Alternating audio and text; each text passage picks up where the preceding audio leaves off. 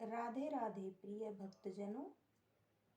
जैसा कि आपको पता है, हिंदी मास में माघ मास का विशेष महत्व होता है।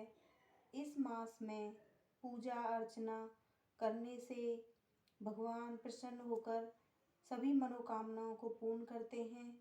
माघ मास की महात्म्य में 25 अध्यायों को सुनने से और पढ़ने से सभी मनोकामना पूर्ण होती है। आज मैं इस माघ महात्म्य का प्रथम अध्याय पढ़ने जा रही हूँ। आप सभी ध्यान से सुने, जिसे सुनने मात्र से ही सभी कष्टों का निवारण होता है और मनोकामना की पूर्ति होती है। माघ मास प्रथम अध्याय। श्री नैमिषारण्य क्षेत्र में मुनिजनों ने श्री सूत जी से कहा, हे मुने, आपने कार्तिक मास महात्म्य की पवित्र कथा सुनाई है। अब आप कृपा करके हमें माघ मास की वह पवित्र कथा वर्णन करें, जिससे प्राणी के समस्त पाप नष्ट हो जाते हैं। हे देव, कृपा करके आप हमें माघ मास की पूर्ण कथा का वर्णन करें। सूत जी बोले, हे मुनिजनों, तुम धन्य हो। भगवान श्री कृष्ण की भक्ति में लगा तुम्हारा मन देखकर मुझे अत्यंत प्रसन्नता होती है। अब समस्त पापों को नष्ट करने वाले परम पुनीत माघ मास का महात्म्य तुमको सुनाता हूँ। किसी समय उचित अवसर देखकर पार्वती जी ने भगवान शंकर से पूछा, हे देवाधिदेव, आप समस्त धर्मों के ज्ञाता हो। आप कृपा करके मुझे माघ मास का महात्म्य, व्रत विधि, पूजन और कथा सुनाएं। पार्वती जी के वचनों को सुनकर भगवान शिव जी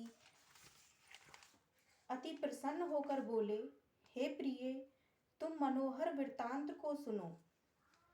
एक समय महाराजा दिलीप ने महान यज्ञ किया। ऋषिजनों ने प्रसन्न होकर राजा को आशीर्वाद दिया। नगरवासियों ने श्रद्धा से राजा का पूजन किया। तब वह प्रसन्नचित्त राजा अपनी सेना सहित वन में शिकार को गया। समस्त अस्त्र शस्त्रों से युक्त राजा कवच आदि धारण किए, हाथ में धनुष बाण लिए वन में शिकार खोजने लगा। सेवकगण राजा के लिए शिकार हाँक कर लाने लगे। शिकारियों का दल वन में आया जान सभी जीव शांत होकर कुंजों में चले गए। कोलाहल सुनकर मृग भागने लगे। राजा ने मृग को अपने बाणों का निशाना बनाया। पक्षी भी उड़ने लगे और अपने छिपने लायक ठिकाना ढूंढने लगे। सियार चिल्लाने लगे। वृक्षों की खोज में छिपे उल्लू चीखने लगे। कहीं सिंह के पद चिन्हों के पास ही हिरण के रक्त चिन्ह दिखने लगे। वन के शांत प्रदेश में जहाँ घने वृक्ष थे, फूलों की सुगंध महक रही थी, भौरे गुंजार कर रहे थे, पुष्ट थनों वाली गायें बैठी जुगाली कर रही थी, सर्पों के बिलों से केंचुली आदि बाहर निकली पड़ी थी। अजगर वृक्षों की शाखाओं पर लिपटे थे। पत्थरों के आपस में टकराने से अग्नि की चिंगारियां छिटक रही थीं। व्याघ्र दहाड़ रहे थे। शिकारी कुत्ते खरगोशों के पीछे दौड़ रहे थे। इस प्रकार राजा दिलीप वन में विचरण करते हुए शिकार खेलते, रात्रि होने पर विश्राम करते और फिर आगे बढ़ जाते थे।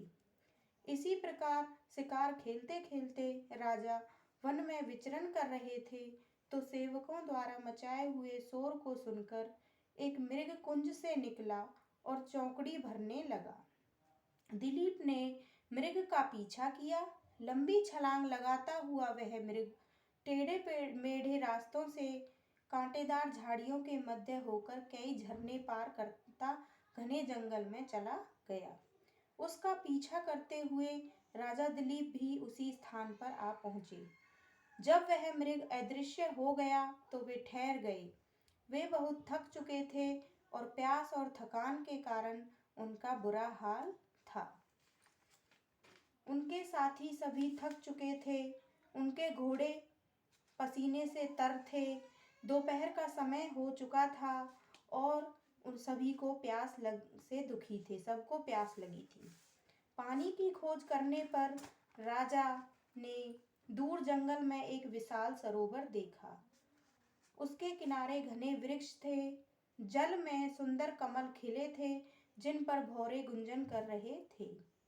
सरोवर के जल में छोटी छोटी मछलियां लहरों के साथ किलोल कर रही थीं।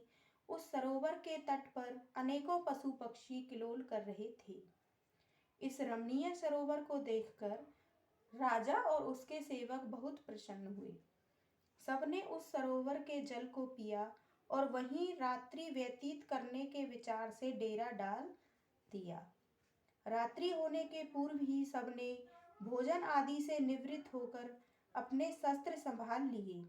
राजा एक वृक्ष पर धनुष बाण साध कर बैठ गए और उनके साथी भी दूसरी दिशाओं में अपने शस्त्र लेकर बैठ गए ताकि शिकार कहीं से बचकर न निकल सके। आधी रात व्यतीत होने पर जंगली सूकरों का एक फल को पाता अन्न त्याग कर अदिति ने 12 वर्ष तक माघ स्नान किया। फलस्वरूप त्रिलोकी में श्रेष्ठ द्वादश आदित्य पुत्र का प्राप्त हुआ।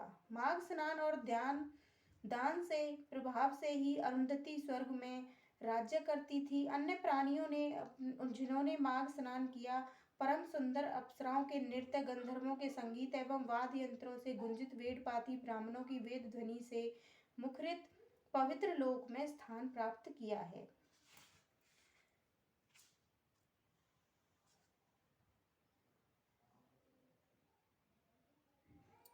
जिन प्राणियों ने माघ स्नान करते हुए दान किया है और प्रिय वस्तु का त्याग किया है वे परम श्रेष्ठ हैं। माघ के प्रभाव से धर्म पैदा होता है, पापों का नाश होता है। माघ स्नान करने वाला प्राणी सहज ही उन लोगों को प्राप्त होता है जो ज्ञानी, तपस्वी और भगवत आराधना करने वाले प्राप्त करते हैं। पुण्यों के द्वारा वैकुंठ प्राप्त करने वाले प्राणी पुण्यति क्षीण होने पर पुनः लौट आते हैं, परंतु माघ स्नान करने वाला कभी नहीं लौटता है। माघ स्नान करने वाला यदि दुधारू गाय का दान करता है तो वह उतने वर्ष स्वर्ग में वास करता है जितने गौ के शरीर में रोम होते हैं।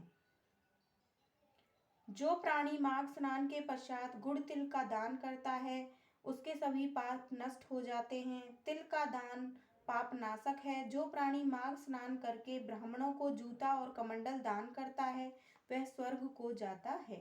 हे राजन, तप की शोभा दान से है और दान से सद्गति प्राप्त होती है।